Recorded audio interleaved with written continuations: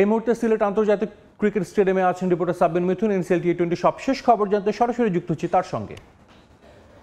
যেমনটা জানেন, একদিনের বিরতি শেষে আবারও এনসিএল টি20 এর যে কর্মযজ্ঞ সেই কর্মযজ্ঞ শুরু হয়েছে সিলেটে, এবং দিনের প্রথম ম্যাচে তামিম ভক্তদের জন্য কিছুটা হতাশা, কারণ প্রতিপক্ষ দল মাত্র 64 রানে গুটিয়ে যাওয়ায় এই বাহাতি ব্যাটারের বড় ইনিংস খেলার সুযোগ হয়নি আজকে এই সিলেটের মূল মাঠে।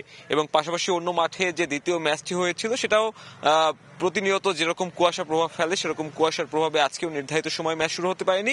কার্টেল ওভারে 18 ওভারে যে ম্যাচ ছিল সেই ম্যাচে টানা তৃতীয় জয় তুলে নিয়েছে ঢাকা মেট্রো। এবং যেমনটা আপনারা জানেন যে ঢাকা মেট্রো কিন্তু দারুণ একটা ছন্দে রয়েছে এবার টুর্নামেন্টে।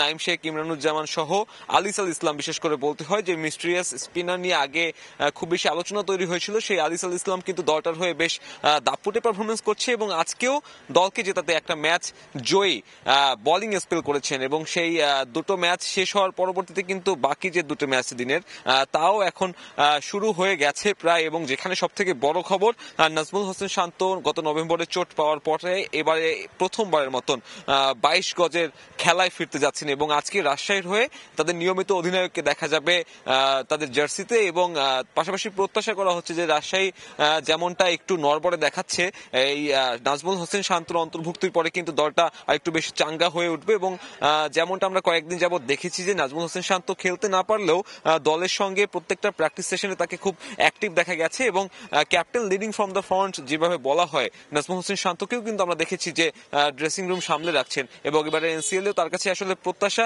ভালো কিছু পারফরমেন্সের, এবং তার শুরুটা হতে পারে আজকে রাজশাহীর হয়ে। এবং আউটার স্টেডিয়ামে সে সেই কাজটুকু কতটুকু করতে পারবেন এবং চোট কাটিয়ে আসলেই কতটুকু ফিট হয়েছেন তা দেখার জন্য কিন্তু এই দিনের দ্বিতীয় ম্যাচ দেখার অপেক্ষা। এবং পাশাপাশি মূল মাঠেও আসলে হাই ভোল্টেজ একটা লড়াই।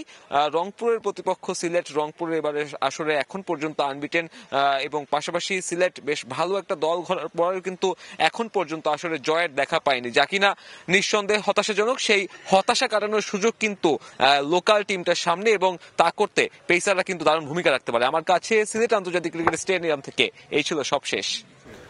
আমাদের সঙ্গে সিলেট থেকে যুক্ত হয়েছিলেন রিপোর্টার সাব্বির মিথুন।